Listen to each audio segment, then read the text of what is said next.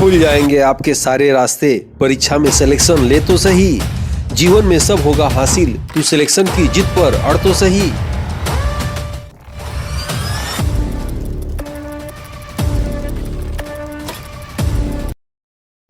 Aditya classes exam गुरु channel में आप सबका स्वागत है। आज हम लोग का चैप्टर कृषि संबंधित रहेगा। तो आइए देखते हैं कृषि संबंधित महत्वपूर्ण तथ्य जो अक्सर आपके एग्जाम में पूछा जाता है। पहला क्वेश्चन देखेंगे, पहला पॉइंट है जो है केंद्रीय बजट 2023-24 के अनुसार भारत सरकार अगले 3 वर्षों में 1 करोड़ किसानों को प्राकृतिक खेती अपनाने के लिए प्रोत्साहित करेगी। आपके एग्जाम में प्रश्न क्या आ सकता है कि इस बजट में, अभी जो बजट पेश हुआ है उसमें किस खेती को बढ़ावा दिया जा रहा है। 4 ऑप्शन देगा, आंसर क्या लगाएंगे आप? प्राकृतिक खेती को बढ़ावा देगा, ऑर्गेनिक खेती को। इसमें 1 करोड़ किसानों को लक्ष्य रखा है। दूसरा पॉइंट क्या है कि 2023-24 के बजट के अनुसार 23-24 में भारतीय मोटा अनाज या बाजरा अनुसंधान संस्थान हैदराबाद, ये भी आ सकता है एग्जाम में, बाजरा अनुसंधान संस्थान कहाँ है? हैदराबाद में है। ठीक है, मोटा अनाज या तेलंगाना को विश्व स्तर पर विकसित करने की योजना बनाया गया है। ठीक है, तो इसमें से प्रश्न क्या निकल के आएगा कि 2023-24 के बजट में निम्नलिखित में से किन बातों को जो है लक्ष्य नहीं बनाया गया है या लक्ष्य बनाया गया है, या बाजरा अनुसंधान संस्थान कहाँ है? तो हैदराबाद में, याद रखिएगा। तीसरा नेक्स्ट पॉइंट है भारत मोटे अनाज का सबसे बड़ा उत्पादक और निर्यातक देश है, याद रखिएगा।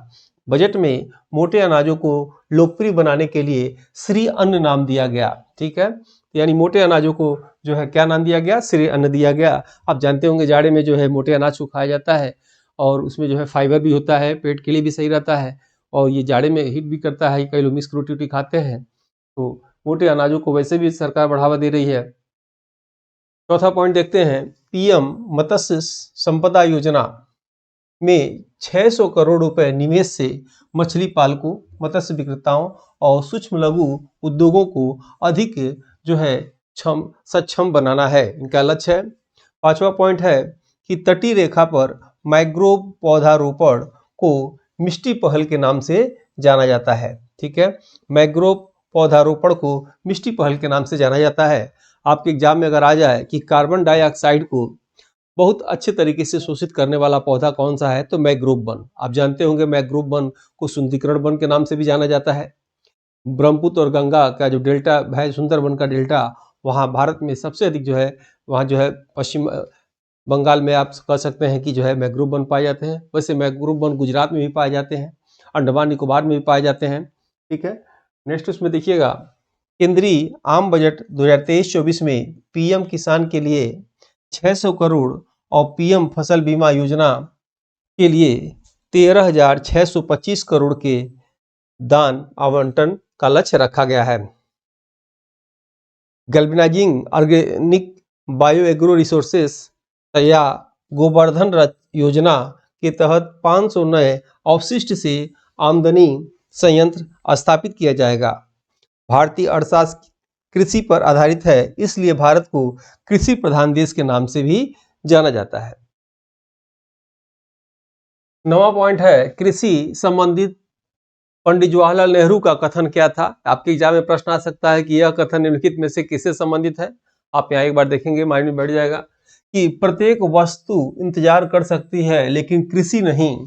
यह कथन किसका था? तो ये क्या आप आंसर देंगे? पंडित जवाहरलाल नेहरू का कथन था कि प्रत्येक वस्तु इंतजार कर सकती है लेकिन कृषि नहीं कर सकती है।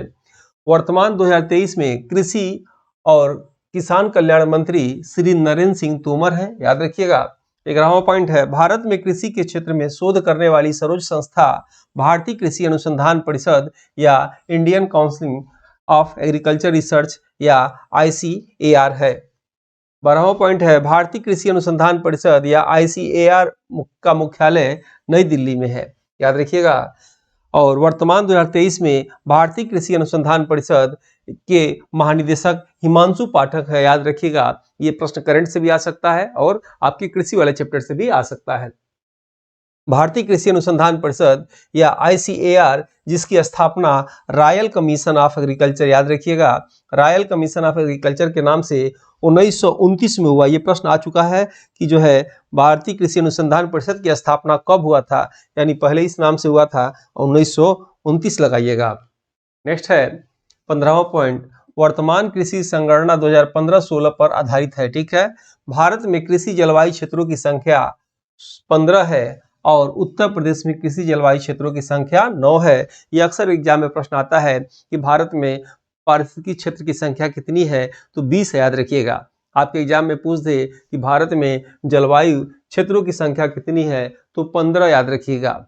और उत्तर प्रदेश में कितना है, 9 याद रखिएगा। ठीक है, उसके बाद नेक्स्ट पॉइंट है, उत्तर प्रदेश का गेहूं, गन्ना, आलू, आम, अमरूद, दूध कुल खाद्यान्न उत्पादन में प्रथम स्थान है, याद रखिएगा। किसमें रिपीट कर दे रहे हैं, इंपॉर्टेंट है, इसे नोट कर लीजिएगा। गेहूं, गन्ना, आलू, आम, अमरूद, दूध और कुल उत्पादन में प्रथम स्थान है। उत्तर प्रदेश में सबसे अधिक आम मलिहाबाद में होता है। क्या आप कमेंट के माध्यम से बताएंगे कि मलिहाबाद भारत उत्तर प्रदेश के किस शहर में है, और आम अनुसंधान केंद्र उत्तर प्रदेश में कहाँ है, ये आप बताना है आपको। ठीक है, नेक्स्ट देखेंगे, वर्तमान में कृषि योग्य भूमि को जोत कहा जाता है जो निम्नलिखित है। सीमांत जोत, ये 68.5%, याद रखिएगा। 1 हेक्टेयर से कम जमीन जब होगा तो उसे सीमांत जोत कहा जाता है। लघु जोत या छोटी जोत 17.7% हो, इसकी जो है 1 से 2 हेक्टेयर तक जमीन हो। उसके बाद मध्य जोत किसे कहेंगे, शेष तीनों का, यानी 2 से 4 हेक्टेयर। उसके बाद दीर्घ जोत किसे कहेंगे, 4.3% या 4 हेक्टेयर से अधिक का। ये आंकड़ा याद रखिएगा, कभी कभी इसी को 4 ऑप्शन बना के एग्जाम में प्रश्न पूछ दिया जाता है कि जो है सीमांत जोत के अंतर्गत जो है कितनी जमीनें आती हैं या कितना प्रतिशत है, ये आ सकता है। तो ये आंकड़ा याद रखिएगा। जो भी कंटेंट दिए जाते हैं आप खुद जो है बिल्कुल हायर क्लास का समझ सकते हैं, मैक्सिमम लोग डिग्री कॉलेजों में पढ़ाते भी होंगे। ये कंटेंट बिल्कुल जो है एक टीम द्वारा मेहनत करके तैयार किया जाता है, और ये कंटेंट जल्दी आपको कहीं मिलेगा नहीं, बिल्कुल कलेक्शन किया गया है, आपके सिलेबस के अनुसार जो है ये सभी कंटेंट को बनाया गया है। नेक्स्ट देखेंगे, सबसे अधिक सिंचित भूमि पंजाब, मानव द्वारा। उसके बाद सबसे अधिक प्राकृतिक द्वारा सिंचित भूमि मध्य प्रदेश। सर्वाधिक उर्वरक खपत करने वाला राज्य उत्तर प्रदेश, याद रखिएगा। प्रति हेक्टेयर सर्वाधिक उपभोग करने वाला राज्य तेलंगाना, याद रखिएगा। राष्ट्रीय बीज निगम की स्थापना 1963 में हुआ। इस बीज निगम संबंधित 2-3 पॉइंट है, आप देखेंगे। राष्ट्रीय बीज अधिनियम पूछेगा तो 1966 लगाइएगा। फिर मैं रिपीट कर दे रहा हूँ, राष्ट्रीय बीज निगम पूछेगा तो 1963 लगाइएगा, बीज निगम याद रखिएगा। और बीज अधिनियम पूछेगा तो 1966 लगाइएगा। और प्रथम राष्ट्रीय बीज नीति भारत में कब लागू हुआ, 2002 में लागू हुआ। जैसे पूछता है भारत में प्रथम वन नीति कब लागू हुआ, तो 1952 में लागू हुआ। लेकिन उससे पहले कब लागू हुआ, आजादी से पहले, तो 1888 में लागू हुआ, याद रखिएगा। ठीक है, नेक्स्ट आते हैं हम लोग। उर्वरक के अंतर्गत भारत आत्मनिर्भर है। थोड़ा यहाँ देख लीजिएगा, नाइट्रोजन और जो है फास्फोरस, याद रखिएगा। उर्वरक के अंतर्गत भारत आत्मनिर्भर है नाइट्रोजन और फास्फोरस पे। देखिए ह्यूमन मिस्टेक होता है, मानव है तो गलतियां होंगी, तो तमाम टीम चेक करती है, कई प्रोसेस से गुजरने के बाद यहाँ तक आता है या आपके टेस्ट तक जाता है। अगर बाय चांस कुछ गलतियां कहीं टाइपिंग मिस्टेक हो जाए तो आप जरूर कमेंट कर दिया करिए व्हाट्सएप पे, या इसी जो है कमेंट कर दिया करिए कि सर यहाँ लग रहा है टाइपिंग मिस्टेक है, जो भी हो ठीक है, उसे सुधार दिया जाएगा। ठीक है, और फिर देखिएगा उर्वरक के अंतर्गत भारत आयात करता है पोटास पे, याद रखिएगा, यानी 100% कहा जाता है। प्रश्न ऐसे आता है कि जो है किस पर भारत जो है आयात पर 100% निर्भर है, तो आप क्या लिखेंगे, जो है पोटास पर। ठीक है, पोटेशियम का ही एक भाग होता है। उसके बाद देखिएगा राष्ट्रीय बागवानी मिशन की स्थापना 2005 में हुआ था, जिसका लक्ष्य बागवानी उत्पादन बढ़ाकर दोगुना करने का है। 2022-23 में बागवानी योजना या आत्मनिर्भर कृषि योजना अरुणाचल प्रदेश का, याद रखिएगा, आपके एग्जाम में पूछा जा सकता है, योजना से प्रश्न आता भी है कि बागवानी योजना या आत्मनिर्भर कृषि योजना किस राज्य का है, तो अरुणाचल प्रदेश का है। ठीक है, नेक्स्ट देखिएगा, भारत में बागवानी फसलों का प्रकार निम्नलिखित है। पहला सामान्य बागवानी, दूसरा वाणिज्य मंत्रालय की बागवानी, और तीसरा है कृषि मंत्रालय बागवानी फसल। तो सामान्य बागवानी फसल में क्या आएगा, फल फूल सब्जी इत्यादि। वाणिज्य मंत्रालय बागवानी फसल के अंतर्गत क्या आएगा, रबड़, चाय, कॉफी इत्यादि। और कृषि मंत्रालय बागवानी फसल के अंतर्गत चाड़, सुपारी, नारियल, काजू इत्यादि आएगा। ठीक है, प्रश्न इसमें से कैसे बनेगा कि निम्नलिखित में से कौन सी फसल वाणिज्य मंत्रालय बागवानी फसल के अंतर्गत आती है, और इसमें से आपसे बना देगा, आपको छांटना होगा। ये आपके एग्जाम में ऐसे भी आ सकता है कि कृषि मंत्रालय बागवानी फसल के अंतर्गत निम्न में से कौन सी फसल आती है, ऐसे प्रश्न पूछा हुआ है, पूछा जाता है। ठीक है, नेक्स्ट हम लोग देखते हैं पेज पे। अच्छा, ये देखिएगा, नेक्स्ट हम लोग इस पे फसल चक्र पढ़ने जा रहे हैं। और फसल चक्र से पढ़ने आपको बता दिया जाए कि देखिए ये 4 बुक निकाला गया है, बिल्कुल चुनिंदा प्रश्न है इसमें। असिस्टेंट प्रोफेसर की दृष्टि से या इससे समकक्ष जो भी एग्जाम देंगे तो भाई क्वेश्चन तो वही रहते हैं, आप चाहे तो इसे ले सकते हैं। और बिल्कुल असिस्टेंट प्रोफेसर के लिए रामबाण होगा, इसमें 4 बुक मिलेगा, एक में 20 आपके मॉडल पेपर होंगे और एक मॉडल पेपर में 30 क्वेश्चन होंगे। और बिल्कुल जो है प्रश्न जो है अभी तक अपडेटेड है। उसके साथ आपको फ्री में ये आपको मिलेगा बुकलेट, जो है आपको एक एक इसमें जो है भरना होगा। ये कुल जो है आपको अमेजन पे मिल जाएगा, जिसकी कीमत 926 रुपये है, लेकिन जो है मात्र 499 रुपये में ये आपको आपके घर तक जो है पहुंच जाएगा, कोई एक्स्ट्रा चार्ज नहीं देना होगा। ये भी सुविधा स्टॉक जो है रहने तक है, उसके बाद जो है ये नहीं रहेगा। बाकी आप चाहें तो इसको अमेजन पे डिटेल देख सकते हैं।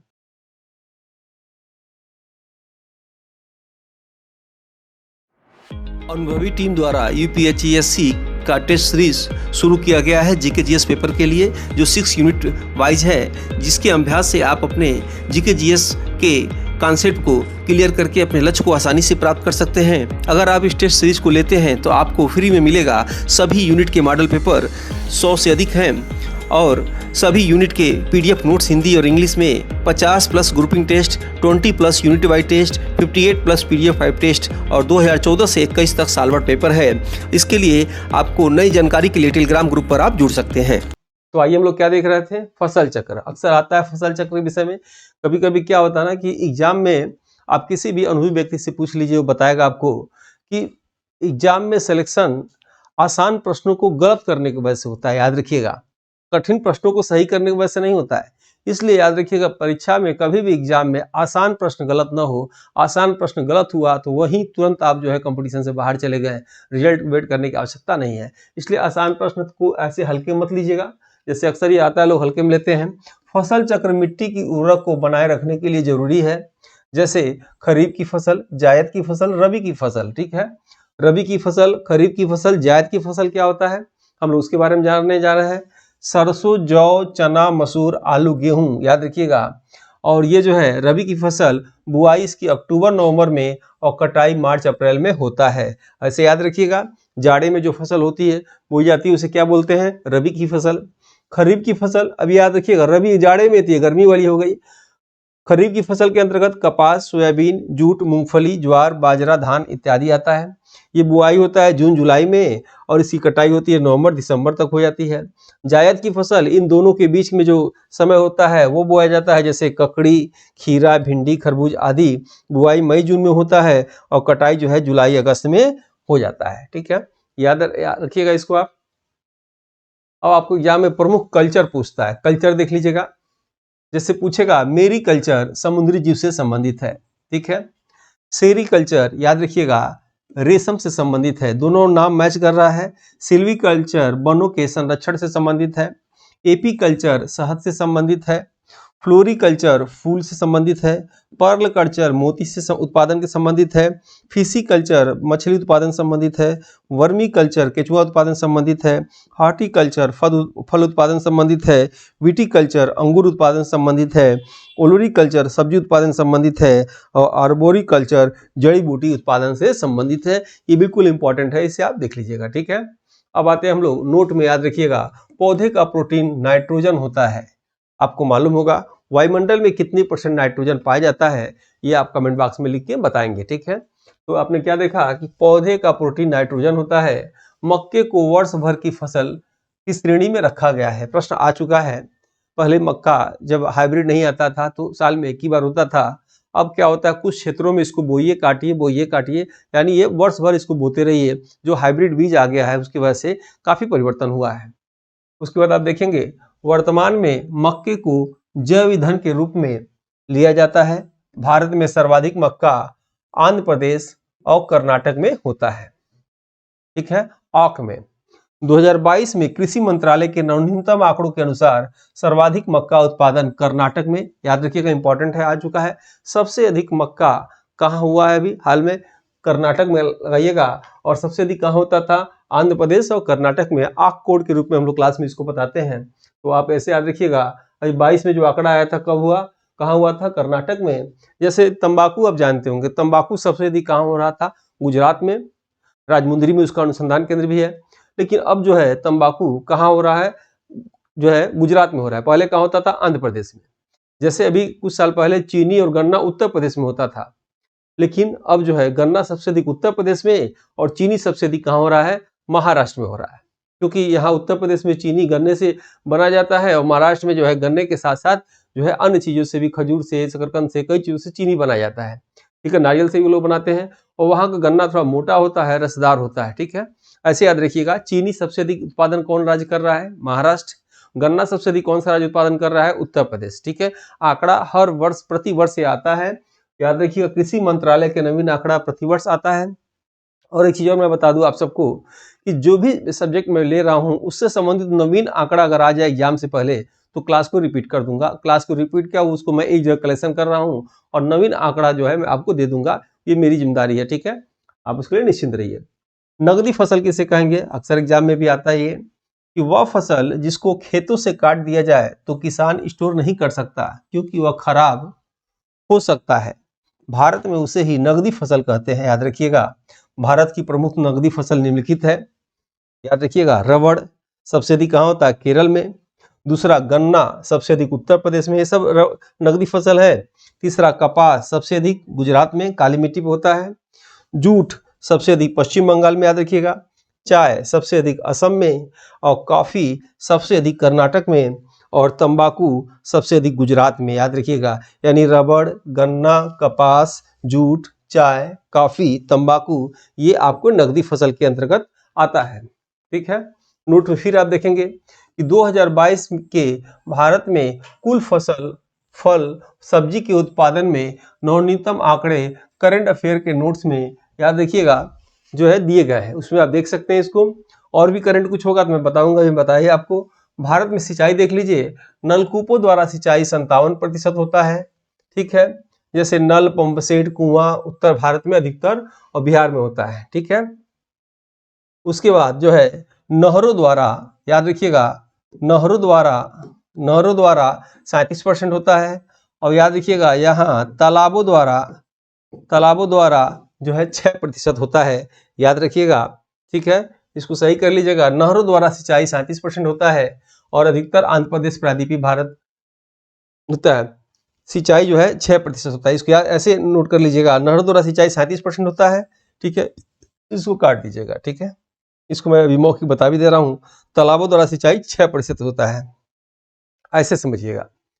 दक्षिण भारत में आप जब जाएंगे तो वहाँ आप देखे होंगे, जो लोग अक्सर जाते होंगे वो देखे भी होंगे कि तालाब जब जो बनता है तो उस तालाब को क्या होता है, बीच में लोग प्लास्टिक ऐसे डाल देते हैं। जैसे तालाब खोदें और तालाब खोदने में पहले प्लास्टिक डाल देते हैं, फिर ऊपर से पानी भर देते हैं। ठीक है, वो लोग जो है जब बारिश नहीं होता है तो उससे सिंचाई का अपना काम कर लेते हैं। दक्षिण भारत में तालाब द्वारा होता है, याद रखिएगा। वो सिर्फ 6% होता है। आप जानते होंगे नहरों का राज्य राजस्थान को कहा जाता है। भारत की सबसे बड़ी नहर इंदिरा गांधी नहर है। उत्तर प्रदेश की सबसे लंबी नहर शारदा नहर है। और उत्तर प्रदेश, आप कह सकते हैं कि राजस्थान, इससे जुड़े अगल बगल के अन्य राज्यों में भी नहरों द्वारा सिंचाई होता है, वो जो है आपको 37% होता है। आप देखते होंगे आपके गांव में भी, आपके क्षेत्र में भी नहर जाता होगा। उस नहर से किसान क्या करता है, पाइप डालता है, पंप सेट के द्वारा पानी लेके या नहर बना के जो है उसकी सिंचाई करता है, नहर से पानी लेके। ठीक है, तो नहरों द्वारा 37% और तालाबों द्वारा 6%, ये आप याद रखिएगा। ठीक है, नेक्स्ट आते हैं, इंग्लिश भी सही कर लीजिएगा भाई इसे कन्वर्ट करके। उसके बाद देखेंगे नहरों द्वारा देश के कुल सिंचित क्षेत्र का अधिकतम भाग उत्तर प्रदेश में और उत्तर प्रदेश में नलकूपों द्वारा सिंचाई में अग्रणी स्थान, याद रखिएगा। नलकूपों द्वारा सिंचाई सबसे अधिक पूछेगा कहाँ होता है, तो उत्तर प्रदेश और बिहार में। नलकूप मतलब क्या होगा, जो नलका से आप पानी निकालते हैं वो तो रहेगा ही रहेगा। जैसे जमीन से जैसे भी पानी निकले, बोरिंग करके, पंप सेट चला के, वो सब क्या हो जाएगा, नलकूप द्वारा मान लिया जाता है, उसको याद रखिएगा। ठीक है, उसके बाद भारत को नहरों का राज्य, भारत में नहरों का राज्य राजस्थान को और नहरों का देश पाकिस्तान को कहा जाता है। तो चलिए कमेंट बॉक्स में बता दीजिए आप कि नदियों का देश किसे कहा जाता है, इस पृथ्वी पर नदियों का देश किसे कहा जाता है, ये आपको बताना है। आप लोग कमेंट का आंसर नहीं देते हैं, हर चीज को बिजनेस के तौर पे जो है सोचते हैं, ऐसा नहीं है। कुछ रिश्ते यहाँ से भी होते हैं, गुरु का रिश्ता, शिष्य का रिश्ता, शिष्या का रिश्ता, ठीक है। हर चीज गुरु जी पूछ रहे हैं तो कमेंट क्यों दें, तो यूट्यूब घट जाएगा बढ़ जाएगा। आपको मैं बता दूं, आप खुद देखते होंगे यूट्यूब से इतने पैसे नहीं मिलते हैं, जो लोग चलाते हैं उनसे पूछिएगा, ठीक है। तो जब कमेंट का है तो आंसर जरूर दिया करिए। और याद रखिएगा, इस क्लास का स्लोगन है इस बार इंटरव्यू पार, ये मंत्र भी है। तो अब मैं कहूं या ना कहूं, आप जरूर लिख दिया करिए इस बार इंटरव्यू पार। जो व्यक्ति जैसा लिखता है, जैसा सोचता है, जैसा बोलता है, वैसा ही हो जाता है, याद रखिएगा। नेक्स्ट आते हैं हम लोग। भारत में 5 नदियों की भूमि पंजाब राज्य को कहा जाता है और नदियों का देश बांग्लादेश को कहा जाता है। यहाँ तो आ ही गया वो चीज। उसके बाद भारत के प्रमुख अनुसंधान संस्थान। बहुत लंबा ये वीडियो हो जाएगा, इसलिए इसको 2 भागों में बनाया जाएगा, ठीक है। बहुत लंबा हो जाएगा, समय हो जाएगा तो आप भी बोर होने लगते हैं। अब देखेंगे पहला, कोयम्बटूर, कोयम्बटूर तमिलनाडु। भारतीय गन्ना प्रजनन संस्थान पूछ सकता है, गन्ना प्रजनन संस्थान कहाँ है, कोयम्बटूर। लखनऊ में क्या है, भारतीय गन्ना अनुसंधान, आम अनुसंधान, राष्ट्रीय वनस्पति अनुसंधान, जहर अनुसंधान जो है केंद्र कहाँ पे है, लखनऊ में। देखिए शॉर्टकट में लिख दिया कम समय में। और माइंड कभी कभी कहता है, दिमाग कहता है ना सबका कि एक ही बार सब कुछ जान जाऊं, एक ही बार जो है पढ़ूं, एक ही जगह कहीं देखूं तो सब कुछ हो, ऐसा कहीं नहीं होता है। धीरे धीरे थोड़ा थोड़ा जो है आपको जानकारी बढ़ती जाएगी। फिर भी जितनी जानकारी नोट्स में आपको हम दे रखे हैं, जितनी जानकारी यहाँ दे रहे हैं, उतना आप पकड़ बना रखिए तो ऑटोमेटिक आपको एग्जाम में एलिमिनेट करने की या ऑप्शन को खारिज करने की क्षमता बढ़ जाएगी। आप देखेंगे आपको अंदर से हर्ष मिलना शुरू हो जाएगा। उसके बाद देखिएगा यहाँ हैसर घट्टा कर्नाटक में, यहाँ क्या है, केंद्रीय चारा बीज उत्पादन केंद्र। झांसी देखिएगा, झांसी उत्तर प्रदेश में भारतीय घास व चारा अनुसंधान केंद्र। उसके बाद रानीखेत उत्तराखंड में क्या है, भारतीय घास संरक्षण केंद्र। देखिए यहाँ पे घास संरक्षण केंद्र, जैसे पूछता है ना कि जो है वन अनुसंधान केंद्र कहाँ है, तो देहरादून। तो वन प्रबंधन अनुसंधान केंद्र कहाँ है, तो भोपाल। तो जैसे शब्द जुड़ा अंतर हो जाता है। यहाँ फिर से देख लीजिए, जब आपके एग्जाम में पूछेगा घास संरक्षण केंद्र तो आप कहाँ लगाएंगे, रानीखेत उत्तराखंड। और भारतीय घास चारा अनुसंधान केंद्र पूछेगा तो कहाँ लगाएंगे, झांसी लगाइएगा। कानपुर में देखिएगा क्या क्या है, दलहन अनुसंधान संस्थान, चीनी अनुसंधान संस्थान, चमड़ा का भी कानपुर में है, ठीक है। ये कहाँ है, कानपुर में। कानपुर को उत्तर भारत का मानचेस्टर कहा जाता है। मानचेस्टर एक जगह है जो ब्रिटेन में है, जो सूती वस्तु के लिए बहुत ही फेमस है। वैसे पूछेगा भारत का मानचेस्टर तो अहमदाबाद लगाइएगा, उत्तर भारत का मानचेस्टर पूछे तो कानपुर लगाइएगा, और पूछ दे दक्षिण भारत का मानचेस्टर तो कोयम्बटूर लगाइएगा, ठीक है, कानपुर। और उत्तर प्रदेश की आर्थिक राजधानी भी है। जैसे भारत की राजधानी दिल्ली है, राजनीतिक राजधानी। आर्थिक राजधानी भारत की कौन सा है, तो मुंबई है। और सांस्कृतिक राजधानी कौन सा है, कलकत्ता है। उसी तरह उत्तर प्रदेश की भी जो है राजनीतिक राजधानी लखनऊ है, आर्थिक राजधानी कानपुर है और सांस्कृतिक राजधानी बनारस है। फिर यहाँ आप देखेंगे करनाल हरियाणा में भारतीय डेयरी अनुसंधान संस्थान है, ठीक है। उसके बाद आप देखेंगे आनंद गुजरात में क्या है, भारतीय डेयरी निगम एवं डेयरी विकास बोर्ड है। कहाँ, आनंद गुजरात में। हैदराबाद तेलंगाना में क्या है, राष्ट्रीय मत्स्य उद्योग विकास केंद्र क्या है। गाजियाबाद में क्या है, राष्ट्रीय जैव उर्वरक विकास केंद्र है। बैरकपुर पश्चिम बंगाल में क्या है, जूट कृषि अनुसंधान संस्थान है। कहाँ, बैरकपुर पश्चिम बंगाल में। फरीदाबाद में क्या है, केंद्रीय उर्वरक संस्थान व गुणवत्ता नियंत्रण और प्रशिक्षण संस्थान है। कहाँ, फरीदाबाद में। जोधपुर में याद रखिएगा टिड्डी चेतावनी संगठन है। टिड्डी करंट अफेयर में प्रश्न आ सकता है, कौन सा देश टिड्डियों से डर गया और डर के जो है अपने देश में आपातकाल लगा दिया, वो देश कौन है, पाकिस्तान। ये करंट अफेयर का प्रश्न, याद रखिएगा। टिड्डी से डरने की आवश्यकता नहीं है, ठीक है। फसलों को नुकसान करते हैं, बहुत ऐसे देसी उपाय हैं, टिड्डियों को भगाया जा सकता है। जोधपुर क्या है, जोधपुर देखिएगा टिड्डी चेतावनी संगठन है।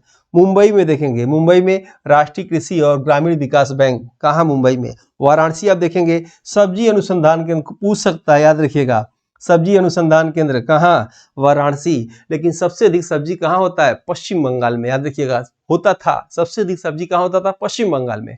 लेकिन अब सबसे अधिक सब्जी कहाँ हो रहा है, जो है उत्तर प्रदेश में। और सब्जी अनुसंधान केंद्र कहाँ है, उत्तर प्रदेश में, याद रखिएगा। चावल सबसे अधिक कहाँ होता है, तो पश्चिम बंगाल में। तो चावल अनुसंधान केंद्र कहाँ है, कटक। कटक कहाँ है, उड़ीसा में है, ठीक है। अब देखेंगे नीचे आप लोग, वाराणसी में सब्जी अनुसंधान केंद्र और दक्षिण एशिया का चावल अनुसंधान केंद्र। याद रखिएगा, दक्षिण एशिया का चावल अनुसंधान पूछे तब वाराणसी लगाइएगा, और जो है भारत का चावल अनुसंधान पूछे तो कटक लगाइएगा, गुजरात आप आंसर आपसे लगाइएगा, ठीक है। कटक उड़ीसा देखिए आ गया, कटक उड़ीसा। चावल अनुसंधान संस्थान कहाँ है? कटक उड़ीसा में। नई दिल्ली में क्या है? भारतीय कृषि अनुसंधान संस्थान है। पोर्ट ब्लेयर अंडमान निकोबार में केंद्रीय द्वीपीय कृषि अनुसंधान संस्थान है। कहाँ? पोर्ट ब्लेयर जो है, ठीक है। अब आपसे मैं पूछूं कि पोर्ट ब्लेयर किसकी राजधानी है और पोर्ट लुइस किसकी राजधानी है, आप बताइए कमेंट में पोर्ट लुइस किसकी राजधानी है, ठीक है। नेक्स्ट है, देखिएगा, नई दिल्ली में लघु किसान कृषि व्यापार संगठन का मुख्यालय है। कुफरी शिमला में क्या है? आलू अनुसंधान केंद्र है। आलू अनुसंधान केंद्र कुफरी, और ठीक है, आलू खाने से बताते हैं लोग कि जो आलू निकलता है, इसमें आलू जो घर में रखा रहता है या जो निकलता है उसमें से पौधा, वो उस आलू की कभी सब्जी नहीं बनाना चाहिए, वो नुकसान करता है। कभी भी याद रखिएगा, जो आलू में थोड़ा थोड़ा पौधा निकलने लगे वो जो है वो नुकसानदायक होता है, उसकी सब्जी नहीं बनाया जाता है, ना खाया जाता है, ठीक है। शिमला कहाँ है? हिमाचल प्रदेश। तो केंद्रीय खाद्य प्रौद्योगिकी अनुसंधान संस्थान कहाँ है? शिमला में। इज्जतनगर कहाँ है? बरेली में, याद रखिएगा। भारतीय पशु चिकित्सा अनुसंधान संस्थान कहाँ है? इज्जतनगर बरेली में, ठीक है। प्रियंका चोपड़ा का वहाँ निवास स्थान है। फिर देखेंगे हम लोग आएंगे इस पे। त्रिची कहाँ है? तमिलनाडु में, ठीक है। राष्ट्रीय केला अनुसंधान केंद्र कहाँ है? त्रिची में, ठीक है। और केले का जो है विकास करने के लिए कुशीनगर उत्तर प्रदेश में भी उत्तर प्रदेश सरकार द्वारा अनुसंधान केंद्र खोला गया, याद रखिएगा, कृषि का, कुशीनगर में। चिकमंगलूर कर्नाटक में क्या है? कॉफी अनुसंधान केंद्र है, ठीक है। आप बताएंगे कमेंट बॉक्स में कॉफी का क्या यूज करते हैं, पत्ता यूज करते हैं या बीज प्रयोग करते हैं, ठीक है। आपको बताना है कॉफी क्या होता है, ठीक है। उसके बाद महोबा, पान नगरी महोबा, यानी पान अनुसंधान केंद्र कहाँ है? महोबा में, याद रखिएगा। राष्ट्रीय खाद्य एवं कृषि संगठन रोम इटली में है, ठीक है। और अंतर्राष्ट्रीय मौसम विज्ञान संस्थान ये जेनेवा में है। और अंतर्राष्ट्रीय चावल अनुसंधान संस्थान मनीला फिलीपींस में है। ये जो क्लास ले रहे हैं इसका जो है टेस्ट पेपर भी बन चुका है, तो क्लास देखने के बाद टेस्ट पेपर हल करिए और फिर जो है आपके 2-3 बार हल करिए टेस्ट पेपर को, आपके दिमाग में मैक्सिमम क्वेश्चन बन जाएंगे, बैठ जाएंगे, ठीक है। अब हम लोग आएंगे भारतीय कृषि या झूमिंग कृषि। वीडियो बहुत लंबा हो जाएगा, इसलिए इसको नेक्स्ट वीडियो में पार्ट 2 में पढ़ाएंगे। काफ़ी लंबा हो जाएगा वीडियो। जो लोग अभी तक लाइक नहीं किए हैं, सब्सक्राइब नहीं किए हैं, कर लीजिए। ये बार बार करना मुझे अच्छा नहीं लगता है। और वीडियो कैसा लगा इसकी फीडबैक जरूर दीजिएगा। हम लोग मिलते हैं नेक्स्ट वीडियो में। जय हिंद, जय भारत।